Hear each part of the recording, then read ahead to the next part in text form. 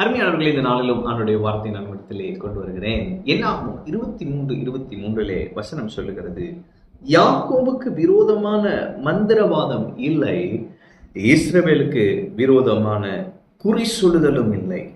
தேவன் என்ன என்ன செய்தார் என்று கொஞ்ச காலத்திலே யாக்கோபையும் இஸ்ரவேலையும் குறித்து சொல்லப்படும். ஆமென். அப்ப இதுல என்ன போட்டிருக்கு பாருங்களேன், யாக்கோபுக்கு விரோதமான மந்திரவாதம் இல்லை, இஸ்ரவேலுக்கு விரோதமான குறி சொல்லுதல் இல்லை. ஆமென். அப்ப மந்திரவாதம் இல்லை, குறி சொல்லுதல் இல்லை.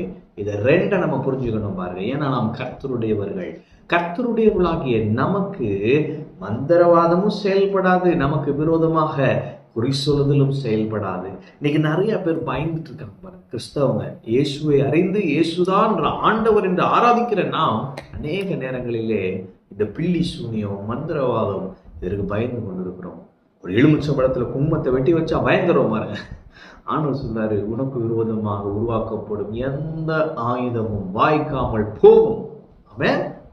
அதே நேரம் பாருங்க, உங்களுக்கு விரோதமான எந்த மந்திர ஆலோசனைகளும் செயல்படாது, அது ஒன்றும் வாய்க்காமல் போய்விடும். ஏனென்று சொன்னால் கர்த்தர் உங்களை சுற்றிலும் அக்கினி மதிலாக இருப்பார். ஆமென்.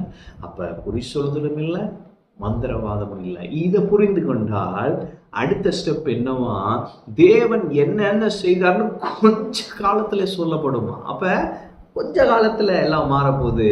கொஞ்ச காலத்துல ஊரே சொல்ல போகுது, எப்பா அவங்களுக்கு கர்த்தர் இதெல்லாம் செஞ்சிருக்கிறாருப்பா, அவங்களுடைய ஆண்டவர் உண்மையுள்ளவர், அவர் பெரிய பெரிய காரியங்களை அவங்களுக்காக செஞ்சுட்டு இருக்காருப்பா, அவங்கள்ட்ட மட்டும் நம்ம எதுவும் வச்சுக்க கூடாது, இப்படி சொல்லுவாங்க. ஆமாம். நீங்க இந்த வசனத்தை நம்புனீங்கன்னா, இன்னைக்கு இந்த வார்த்தையில நீங்க நிற்பீங்கன்னா, இன்று கர்த்தர் உங்களுக்கு அப்படியாக செய்வார்.